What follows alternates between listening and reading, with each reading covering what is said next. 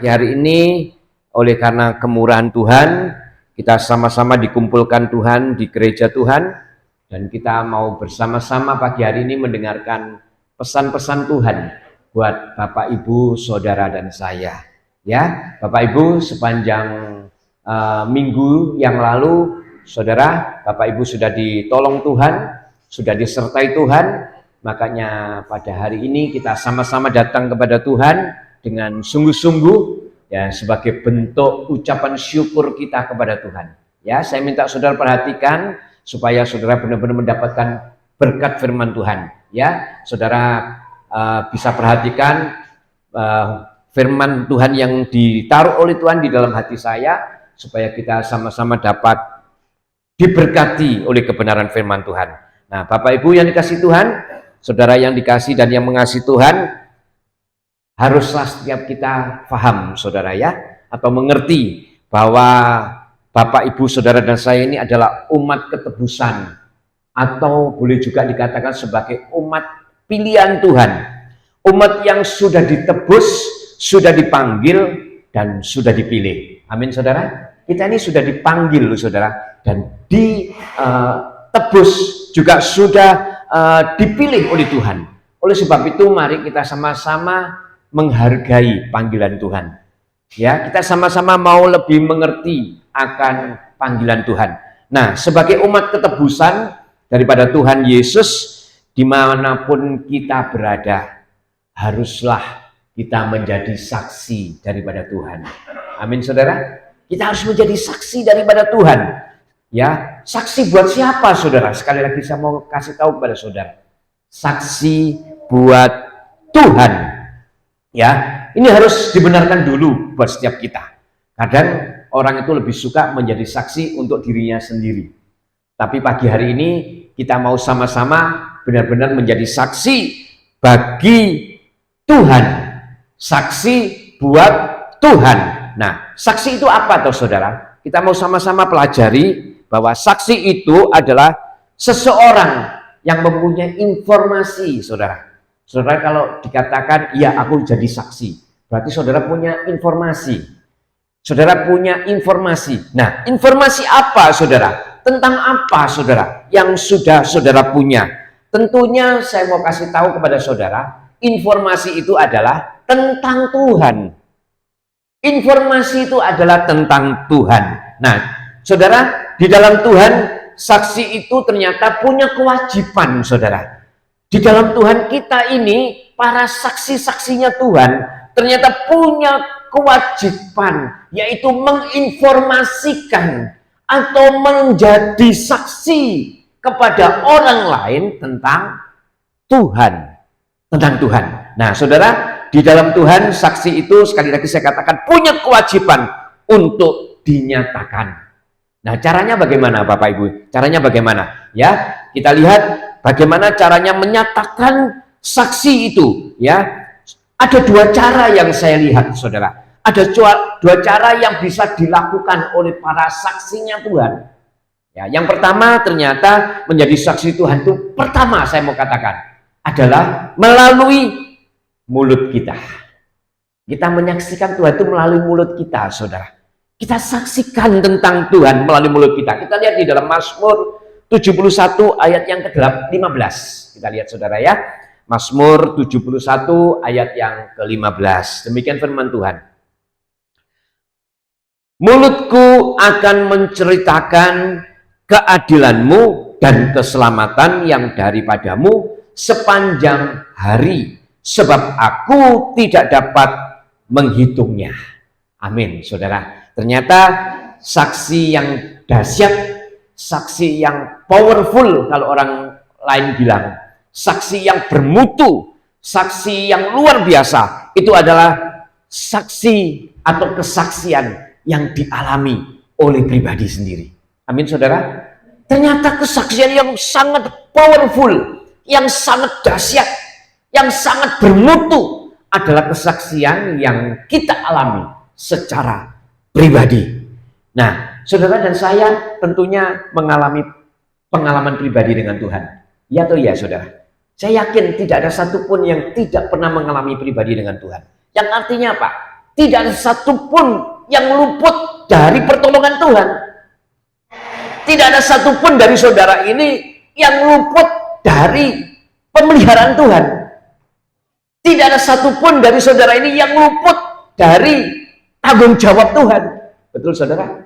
Ada di tempat ini yang tidak ada lepas tanggung jawab dari Tuhan? Saya kira tidak ada. Oleh sebab itu, ketika kita dipanggil dan dipilih, menjadi kewajiban buat setiap kita untuk menyaksikan. Karena tadi loh saudara saya katakan, kalau saudara sudah merasakan, berarti ini powerful loh saudara. Ini punya kekuatan yang dahsyat. Ini mempunyai mutu yang luar biasa. Makanya saksikan saudara melalui apa? Mulut kita. Amin. Mulut kita. Saya juga berusaha seperti itu saudara. Saya sebagai hamba Tuhan pun tidak mau terjebak. Mentang-mentang sudah jadi hamba Tuhan atau sudah menjadi pemimpin yang sudah Tuhan tunjuk di tempat ini sebagai gembala saudara, terus saya diam saja. Enggak. Tetap saya juga harus menyaksikan. Setiap ketemu dengan orang, setiap ketemu dengan orang yang Tuhan taruh tiba-tiba di hati saya akan katakan tentang kebaikan Tuhan. Saya akan katakan tentang pemeliharaan Tuhan. Saya katakan tentang tanggung jawab Tuhan. Kepada siapa? Kepada diri pribadi saya. Ini loh saudara, saya katakan adalah sesuatu yang sangat-sangat berkualitas, powerful dalam hidup saudara yang saudara bisa perkatakan. Ini yang pertama saudara, ya. Terus yang kedua apa saudara? Yang kedua, kita bisa menyaksikan Tuhan dengan cara apa? Perbuatan kita. Perbuatan kita, saksi melalui perbuatan kita. Kita lihat di dalam Matius 5 ayat yang ke-16. Ya. Kita lihat di dalam Matius 5 ayat 16. Demikian firman Tuhan. Demikianlah hendaknya terangmu bercahaya di depan orang, supaya mereka melihat perbuatanmu yang baik dan memuliakan Bapamu yang di surga. Saudara, ternyata kalau saudara berbuat baik, kalau saudara melakukan perbuatan baik, itu sebetulnya bukan untuk pribadi toh saudara. Kalau saudara sebagai anak ketebusan Tuhan, tentunya apa yang saudara lakukan, apa yang saudara kerjakan adalah untuk kemuliaan nama Tuhan. Makanya di dalam Matius 5 ayat 16 mengatakan dengan jelas, setiap kita ini adalah umat-umat pilihan yang sudah dipanggil dan dipilih, otomatis adalah umat-umat terang. Ketika kita menjadi orang-orang yang Tuhan katakan sebagai anak-anak terang, ya jangan sampai redup terang kita. Nyatakan terang kita kepada banyak orang. Nyatakan terang kita kepada sekeliling kita. Nyatakan terang kita kepada keluarga kita. Nyatakan terang kita kepada teman-teman satu saudara-saudara kita di dalam jemaat Tuhan. Ini adalah merupakan bentuk dari cara kita atau cara kita untuk menjadi saksinya Tuhan melalui perbuatan kita. Makanya ketika ada orang yang mengaku sebagai orang percaya atau anak Tuhan, tetapi pribadinya, tetapi kelakuannya tidak mencerminkan menjadi anak-anak Tuhan, maka saya katakan ini merupakan satu hal yang sangat-sangat sayang ya, karena sudah punya label, karena sudah punya meterai di dalam hidup kita. Kita ini sebagai anak-anak terang saudara, sebagai anak-anak ketebusan yang sudah harusnya menjadi terang juga buat yang lain. Tapi jangan sampai kalau Tuhan katakan di dalam ayat berikutnya atau di ayat yang lain mengatakan bahwa jangan sampai pelita kita ini kita tutupi gantang saudara, akhirnya tidak bisa bercahaya. Makanya saya katakan kepada saudara, kita ini menjadi saksinya Tuhan ya harus melalui perbuatan kita. Amin. Karena kadang ada orang, Bapak gak bisa aku kayak Pak Pendeta ngomong be orang tentang kebaikan Tuhan, mungkin malu, mungkin juga tidak enak, mungkin juga menganggap aku bagaimana bisa ngomong. Saya katakan, lakukan saja juga melalui perbuatan kita. Nah, syukur-syukur kalau perkataan dan perbuatan ini memang satu kombinasi yang komplit. Dan ketika kombinasi ini terjadi, wah dahsyat saudara, dahsyat. Kita merupakan satu saksi yang luar biasa. Nah, sesungguhnya saudara menjaga sikap dan perbuatan untuk selalu melakukan perbuatan baik adalah juga cara untuk menyaksikan Tuhan. Umat Tuhan harus saksi tentang Tuhan Yesus. Saksi tentang siapa, saudara? Tentang Tuhan Yesus. Tuhan Yesus yang luar biasa. Sekali lagi saya mau katakan, Tuhan tidak menginginkan ya kita ini sebagai umat yang dipanggil dan dipilih serta ditebus itu menjadi pribadi-pribadi yang pasif. Saya mau ingatkan loh saudara, Tuhan tidak menginginkan ketika kita ini sudah menjadi umat ketebusan Tuhan, kita menjadi umat-umat yang pasif. Yang artinya apa? Tidak melakukan apa-apa. Diam saudara, tidak mengerjakan apa-apa. Ya, tidak melakukan pekerjaan yang Tuhan taruh di dalam hidup kita. Diam. Wes, boh, itu tugasku. Wes, nggak tahu, itu bukan kerjaanku. Itu kan tugas pendeta, itu kan tugasnya mungkin pelayan-pelayan Tuhan, itu kan tugasnya anak-anak Tuhan. Nah saudara, anaknya siapa? Lakukan saudara, jangan pasif, jangan pasif. Melakukan tugas ini adalah sesuatu yang harus kita lakukan. Sekali lagi saya katakan, melakukan, menjadi saksinya Tuhan, menjadi kepanjangan tangan Tuhan untuk bisa memberitakan tentang kebaikan Tuhan. Amin, saudara. Ini yang harus kita kerjakan, saudara. Bukan menjadi hakim. Tuhan tidak mau kita menjadi hakim. Atau bukan menjadi jaksa. Enggak, Tuhan nggak mau. Bahkan tugas di dalam ayat-ayatnya Tuhan mengatakan, janganlah kamu menghakimi. Karena Tuhan tidak mau kita menjadi hakim, saudara. Bahkan Tuhan tidak mau kita ini juga menjadi jaksa. Nuntut aja. Oh, orang itu harusnya gini loh Pak, aku Pak. Karena dialah aku sekarang menjadi seperti ini. Dia ini harusnya baik dengan aku, karena aku sudah baik dengan dia. Nah, ini kan menuntut, saudara.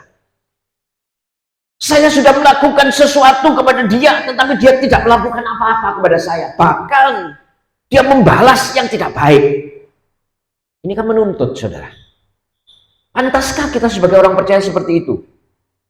Makanya firman Tuhan mengatakan, ketika kita disakiti, ketika kita dilukai, ya tidak ada hak kita untuk membalas.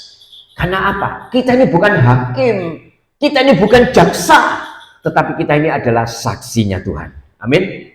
Kita ini saksi, saudara. Kalau kita ini saksi, otomatis tugasnya sudah beda dan jauh. Kalau saksi itu tidak menghakimi, saudara, menghakimi, oh ini harusnya seperti ini, menjadi jaksa, bahkan menuntut terus, oh dia harus seperti itu loh ya, pelayan Tuhan harus seperti itu loh ya. Atau mungkin saudara mengatakan, oh gembala harus begitu loh ya, pendeta harus begitulah, pendeta harus mengerjakan ini, pelayan Tuhan harus mengerjakan itu. Hati-hati saudara, ini menuntut namanya. Itu bukan tugas kita. Kita tidak punya hak sedikit pun untuk menjadi hakim atau jaksa, tetapi kita harus dan mengerjakan menjadi saksinya Tuhan. Amin. Ini yang harus kita kerjakan, ya. Nah, mari kita buka di dalam Alkitab kita, saudara, di dalam Yesaya 43 ayat yang ke-10. Nah, ini lebih jelas lagi mengatakan kepada setiap kita, ya, mengatakan seperti ini. Kamu inilah saksi-saksiku, demikianlah firman Tuhan, dan hambaku yang telah kupilih, supaya kamu tahu dan percaya kepadaku, dan mengerti bahwa aku tetap Dia, sebelum aku tidak ada Allah dibentuk, dan sesudah aku tidak akan ada lagi. Oh, luar biasa saudara. Dari pembacaan Alkitab ini kita bisa ketahui jika Tuhan menyatakan kalau kita adalah saksi-saksi daripada Tuhan. Nah saudara, Bapak Ibu yang dikasihi dan mengasihi Tuhan, coba kita perhatikan lagi ketika Tuhan menghendaki kita sebagai saksinya di dalam ayat ini. Saudara perhatikan, ternyata saudara, saya mau katakan, Tuhan tidak sembarangan mengangkat dan menyatakan kita sebagai saksinya. Coba kita perhatikan lagi saudara di dalam Yesaya 43 ayat 10 ini, ya. Sebelum kita ini menjadi saksi dari Tuhan, yang dilakukan oleh Tuhan apa saudara? Yang dilakukan terlebih dahulu oleh Tuhan adalah memilih kita. Amin. Ternyata nggak sekedar kamu jadi saksi loh ya, jadi saksi, enggak. Yang dilakukan kalau kita lihat di dalam Yesaya 43 ayat 10 ini dengan jelas mengatakan ternyata lebih dahulu Tuhan memilih kita. Amin. Nah, saudara, garis bawahi kata-kata memilih. Saudara sudah belajar. Saya ingatkan kembali, saudara ya. Saudara perhatikan, ketika kita dipilih oleh Tuhan, ya, apa yang dilakukan oleh Tuhan? Ya, kita lihat, saudara, ternyata yang pertama Tuhan itu sudah menebus kita. Benar nggak, saudara? Tuhan itu sudah menebus kita dari apa? Dari hamba dosa menjadi hamba kebenaran. Kan itu, saudara. Ternyata ketika Tuhan memilih kita, Tuhan itu tidak sekedar cuma memilih. Di dalam pilihan Tuhan ini ternyata mengandung makna yang luar biasa. Dahsyat bahkan saya katakan. Karena ternyata ketika dia memilih, Tuhan itu sesungguhnya sudah melakukan yang luar biasa. Yaitu apa? Menebus saudara dan saya. Penebusannya ini loh, saudara, yang luar biasa yang Tuhan lakukan kepada setiap kita. Yang artinya kita ini sudah bukan menjadi hamba dosa lagi. Kita ini adalah hamba-hamba Tuhan. Amin, saudara. Kalau di dalam kitab ini mengatakan bahwa kita sudah bukan lagi sebagai hamba dosa, tetapi kita ini menjadi hambaku. Hamba huruf besar ku ini berarti Tuhan. Sudah menjadi hamba Tuhan. Jadi sesungguhnya sudah ada perpindahan kepemilikan. Amin, saudara.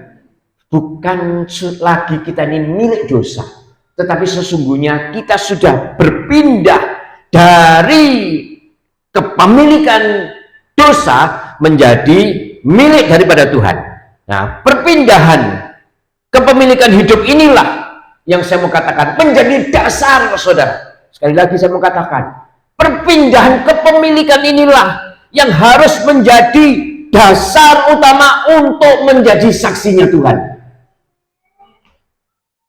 Dasar yang utama saudara bisa bersaksi tentang Tuhan adalah ketika saudara benar-benar menyadari ada perpindahan kepemilikan dari lumpur dosa, dari sesuatu yang berdosa menjadi miliknya Tuhan. Ketika ini sudah terjadi, maka kita ini bisa bersaksi, saudara, tentang Tuhan. Maka saya katakan mustahil kita ini bisa menjadi saksi daripada Tuhan jika belum ada kepindahan pemilikan. Makanya saya katakan ini, saudara, Tuhan itu dahsyat loh, saudara. Dia sangat mengasihi kita. Dia bukan sekedar memberikan perintah kepada kita. Saksi ini perintah loh, saudara, dari Tuhan. Bukan cuma sekedar perintah, ayo jadilah saksiku. Tapi sesungguhnya dia sudah mengambil alih, saudara. Ya, karena saudara sudah dipanggil, sudah dipilih, maka saudara itu sudah diambil, dipindahkan kepemilikan saudara. Bahkan kepemilikan yang dulunya mungkin dari dosa, dipindahkan oleh Tuhan menjadi miliknya Tuhan. Nah, berbicara soal kepemilikan, saya mau ingatkan kembali juga, ada 3 hal yang harus kita miliki, saudara. Yang pertama, kita lihat, ternyata ketika kita mengatakan, ya, aku sudah bukan milikku lagi, sudah terjadi perpindahan kepemilikan. Yang pertama, ternyata kita harus tahu bahwa kita ini milik, ya, kepunyaan diri kita sendiri. Ada 3 hal yang kita harus tahu, ya. Ada 3 hal yang kita harus tahu tentang kepemilikan. Karena ada 3 hal ini yang berusaha untuk menjadi milik saudara. Kepemilikan ini yang harus kita tahu. Yang pertama, saya mau katakan, yang pertama kali adalah diri kita sendiri. Ini ternyata juga berusaha untuk memiliki diri kita sendiri. Ya, orang yang menjadikan hidupnya sebagai kepunyaan dirinya sendiri, pasti menjadikan dirinya menjadi orang yang mementingkan diri sendiri. Nah, ini belum berpindah kepemilikan. Saya mau katakan 3 hal ini tadi, 3 hal. Yang pertama adalah diri sendiri. Ini berusaha untuk memiliki diri sendiri. Ini yang merebut, ya, merebut dari semuanya. Semuanya direbut untuk menjadi milik sendiri. Nah, orang yang pertama ini, yang berusaha untuk memiliki dirinya sendiri ini, pasti adalah orang yang egois. dan cenderung untuk memegahkan diri sendiri. Bahkan saya katakan menjadi orang yang sombong. Karena dia punya segalanya, dianggap diri sendiri, saudara ya. Dan sekali lagi saya katakan orang yang seperti ini, saya mau tegaskan, hatinya pasti tidak beres di hadapan Tuhan. Orang yang berusaha memiliki dirinya sendiri, ini pasti hatinya tidak beres di hadapan Tuhan. Yang artinya ada iri hati. Dia tidak mau disaingi oleh orang lain karena dia merasa aku ini punya diriku sendiri. Ya, pasti hatinya ini tidak mau mengalah. Nah, apa kata Alkitab kita lihat di dalam Yakobus 3 ayat 14. Kita lihat saudara ya, Yakobus 3 ayat 14. Jika kamu menaruh perasaan iri hati dan kamu mementingkan diri sendiri, janganlah kamu memegahkan diri dan janganlah berdusta melawan kebenaran. Ternyata orang yang seperti ini adalah seorang yang berusaha untuk mempunyai dirinya sendiri, memiliki dirinya sendiri.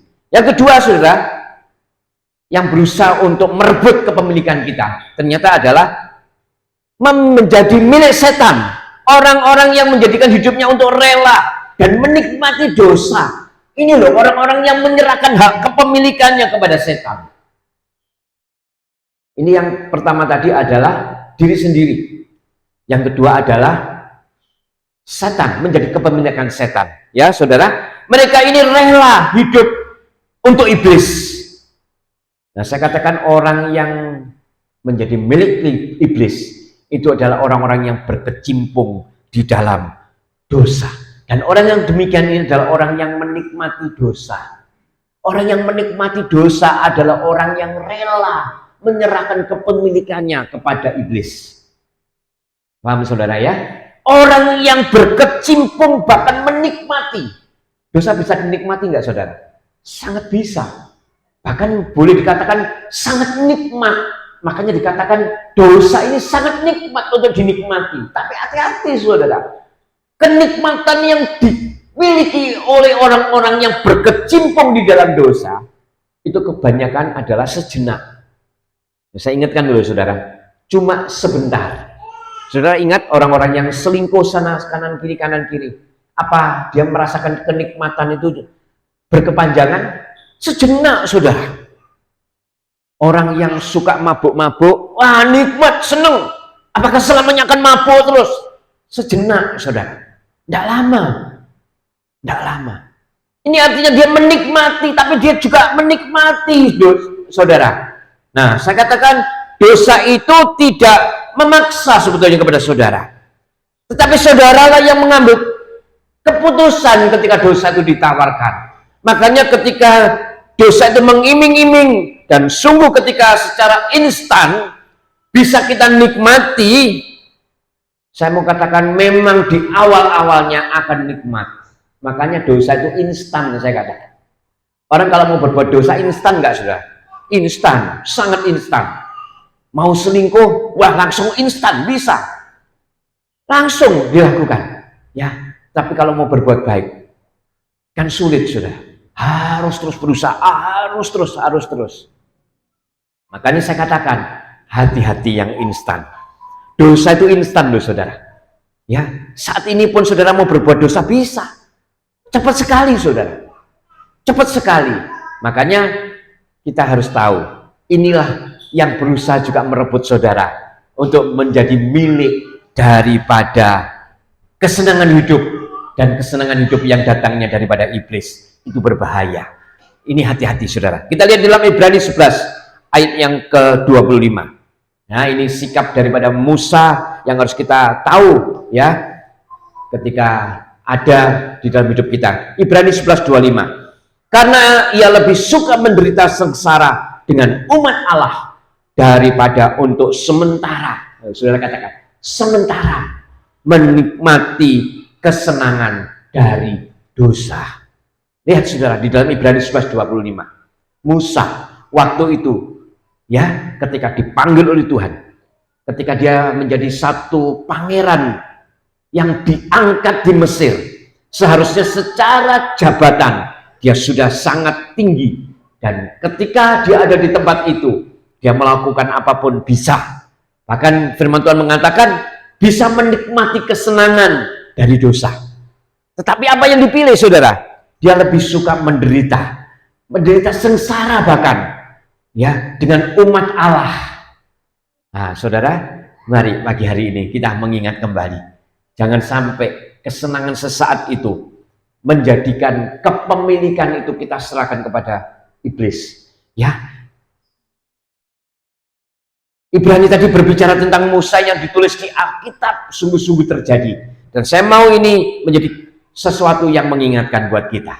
Dan yang ketiga, saudara, ya, yang berusaha merebut kita juga untuk menjadi milik siapa? Yang ketiga ternyata menjadikan diri kita ini kepunyaan Tuhan. Ini yang ketiga, saudara. Jadi yang pertama tadi adalah diri sendiri, ya. Terus yang kedua adalah iblis, itu berusaha terus mencari celah saudara untuk supaya saudara bisa menjadi milik dia. Ditawari dengan banyak kenikmatan, ditawari dengan banyak hal-hal yang nikmat dan instan, langsung. Tetapi hati-hati, itu ternyata dia ingin memiliki saudara. Yang ketiga adalah menjadikan diri kita ini kepunyaan Tuhan. Nah, di dalam langkah ini ada yang namanya penyangkalan diri. Tadi di dalam Ibrani 11 jelas toh dikatakan Musa lebih baik ikut menderita bersama-sama dengan umat Allah. Nah, ternyata menjadi kepunyaan Allah, ya, ada langkah yang harus kita ambil. Itu yang namanya adalah penyangkalan diri. Memang sakit, saudara. Ya, memang sakit. Dan katakan ya sedikit susah. Sakit, saudara. Coba saudara kalau disakiti orang, bisa nggak saudara mengampuni? Susah, saudara. Kalau saudara dirugikan orang, bisa saudara mengampuni? Susah, saudara. Inilah umat Tuhan. Kalau saudara mau menjadi milik Tuhan, ya harus bisa mengampuni. Makanya saya bangga di tempat ini, ketika sudah disakiti orang, kita bisa mengampuni.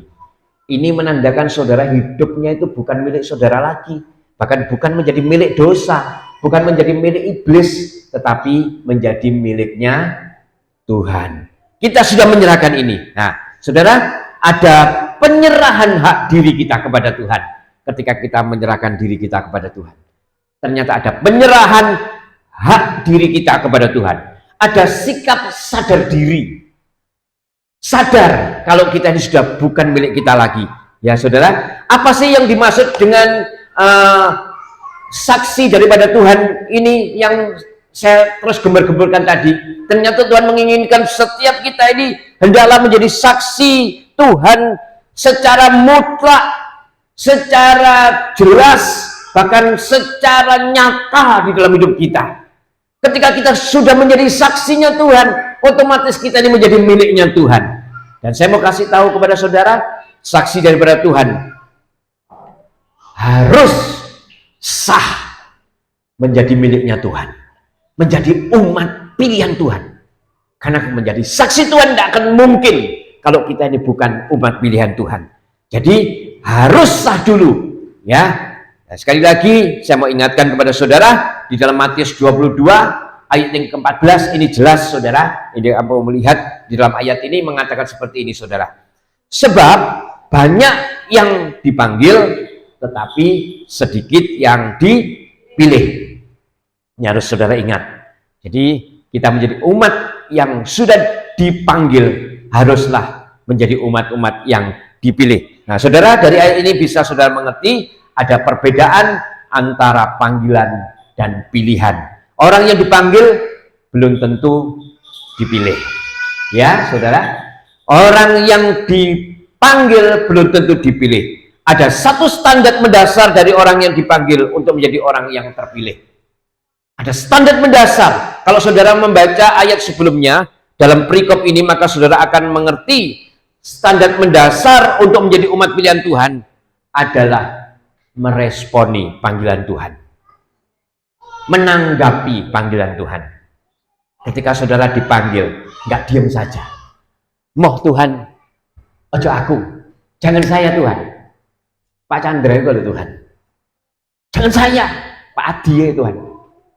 Atau Pak Lim. Jangan. Kalau sudah dipanggil, ya, kalau sudah dipanggil haruslah kita menjadi umat-umat yang dipilih. Amin, saudara. Nah, sekali lagi menjadi saksi memang tidaklah gampang. Sedangkan ketika kita menerima panggilan Tuhan atas hidup kita, sesungguhnya secara otomatis kita harus mau dan rela untuk menjadi saksinya Tuhan. Amin. Otomatis dan rela. Ini yang harus saudara tangkap. Ya, harus ya saudara. Harus. Karena ada dasarnya. Yuk kita buka saudara di dalam Kisah Para Rasul 22 ayat 15. Ini dasarnya saudara bisa mengerti kenapa kok harus ya menjadi saksi Tuhan. Nah, Kisah Rasul 22 ayat 15 mengatakan seperti ini. Sebab engkau harus menjadi saksinya. Nya besar berarti saksi Tuhan, ya. Sebab engkau harus menjadi saksi Tuhan terhadap semua orang tentang apa? Tentang apa saudara? Yang kau lihat dan yang kau dengar. Yang engkau lihat dan yang engkau dengar. Nah, menjadi saksinya Tuhan, ya, menjadi saksi Tuhan terhadap semua orang. Nah, kelihatannya sulit saudara, tetapi jangan salah. Kalau saudara perhatikan kelanjutan ayat ini menyatakan menjadi saksi Tuhan kepada semua orang. Ini tentang apa saudara? Kalau kita lihat ayat berikutnya, ini sudah perhatikan tentang apa? Tentang apa yang kau lihat, tentang apa yang kau dengar. Nah saudara, kita menjadi saksinya Tuhan ini tentang apa yang kita sudah lihat, apa yang sudah kita dengar.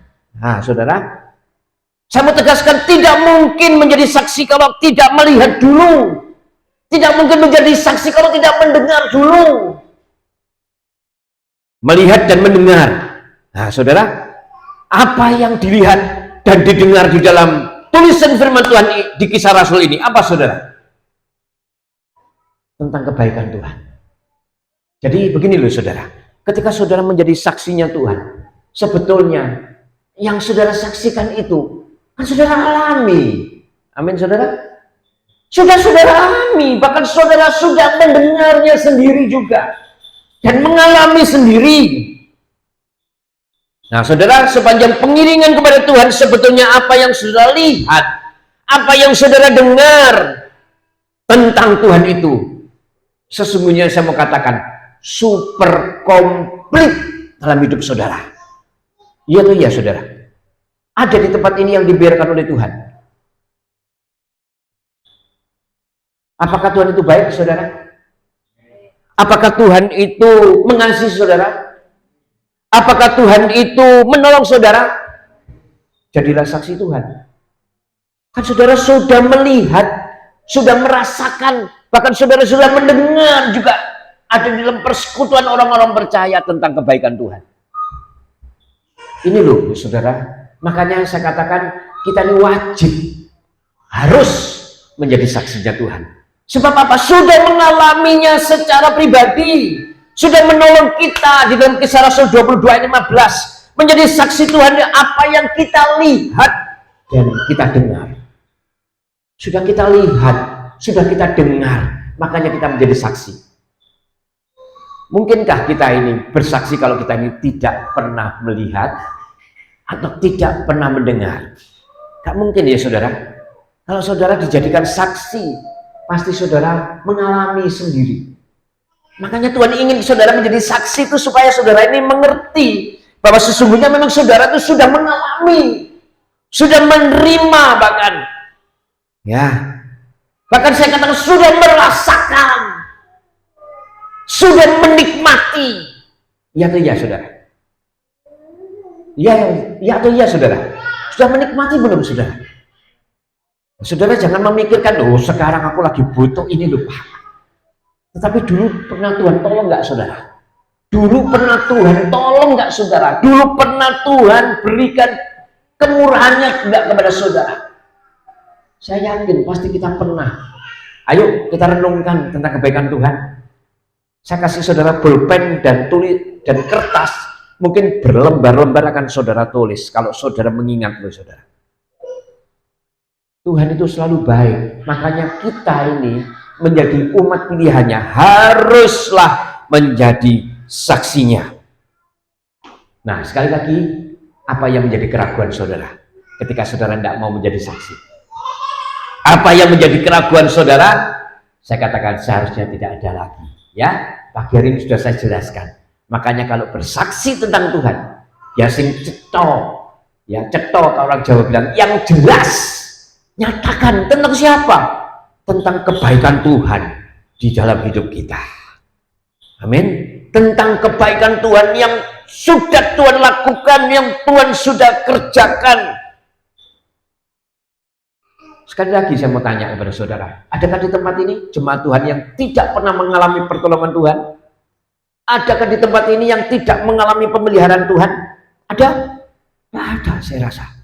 Kalau saudara mengatakan ada, wah, jangan-jangan saudara ini jalan ke sini pun juga mungkin tidak sadar. Saya percaya pasti kita sudah pernah mengalami, saudara. Betul nggak, saudara? Parah-parahnya kehidupan kita ini loh sekarang. Kita ini pasti sudah pernah menerima kebaikan Tuhan, pertolongan Tuhan. Saya mau kasih tahu ya saudara, sebagai hamba Tuhan pun, saya ini juga sama dengan saudara. Kalau menghadapi beban hidup, menghadapi persoalan masalah, ya, di dalam pembangunan, di dalam bergereja, jemaat semua, apakah itu bukan merupakan sesuatu yang harus dikerjakan dengan baik? Ya, kadang ada titik jenuhnya loh saudara. Kadang ada satu level di mana kita ini merasa, aduh, gak kuat aku. Ya kan, sepertinya itu kan. Ada di dalam satu titik yang kita ini merasakan sudah tidak mampu aku Tuhan. Padahal kita sudah ada di tangan Tuhan loh itu. Tapi tetap kita mengatakan tidak mampu aku Tuhan. Seperti itu pernah saudara? Pernah. Kita manusia nggak munafik, saya juga mengalami. Gak bisa loh Tuhan, ya apa ini Tuhan? Tapi saya mau kasih tahu rumusnya saudara, untuk bisa saudara berhasil mengalami langkah masa-masa seperti ini. Yaitu apa? Mengingat kebaikan Tuhan. Yang Tuhan sudah kerjakan dahulu dalam hidup kita. Ingat terus saudara, ingat. Ini yang menjadi kekuatan kita. Langsung saya bangkit. Oh iya, Tuhanku tidak pernah lalai. Ya, Tuhanku tidak pernah meninggalkan. Nah sekarang saya mau saudara sekalian di tempat ini kembali mengingat pertolongan Tuhan. Karena Tuhan dulu pernah memberikan kenikmatan buat setiap kita. Memberikan pertolongan kepada setiap kita. Nah, saya berdoa secara khusus buat yang belum pernah merasakan, kalau memang belum. Saya akan berdoa secara khusus. Tapi saya tahu saudara tempat ini semua sudah pernah merasakan. Oleh sebab itu, mari kita nikmati apa yang Tuhan sudah pernah lakukan di dalam hidup kita. Dan jadilah saksinya Tuhan. Nah saudara, kalau sudah merasakan, menikmati, maka saya katakan di atas mimbar ini dengan jelas kembali, bahwa hendaklah kita menjadi saksi buat Tuhan. Mau saudara? Mau kita menjadi saksi buat Tuhan? Ya, harus mau, ya, karena akhirnya ini banyak umat pilihan Tuhan salah paham sehingga mereka tidak mau melangkah, tidak mau berjalan, tidak mau menjadi saksi. Di Alkitab juga ada contohnya. Musa itu juga pernah mengalami seperti itu saudara, padahal dia sudah pernah mengalami kebaikan Tuhan. Musa juga pernah mengalami hal yang sama, sudah ditolong ketika dia harus keluar dari tanah perbudakan menuju tanah perjanjian, ya, sudah ditolong, sudah menerima mujizat Tuhan, sudah melihat laut terbelah, ya, sudah melihat mujizat pertolongan Tuhan, ya, tetapi tidak mau menjadi saksi. Kita lihat sekarang di dalam Keluaran 33 ayat yang ke-14 sampai 16. Akan baca saudara pelan-pelan, saudara bisa mendengar, ya. Demikian firman Tuhan. Lalu ia berfirman, atau Tuhan berfirman, aku sendiri hendak membimbing engkau dan memberikan ketentraman kepadamu. Ini perkataan Tuhan loh saudara kepada Musa. Aku sendiri Musa yang akan membimbing engkau dan memberikan ketentraman kepadamu. Tapi kita lihat ayat 15. Berkatalah Musa kepada Tuhan, jika engkau sendiri tidak membimbing kami, janganlah suruh kami berangkat dari sini. Lihat saudara. Sebetulnya ini kan perkataan kalau kita ngomong kurang ajar saudara ya.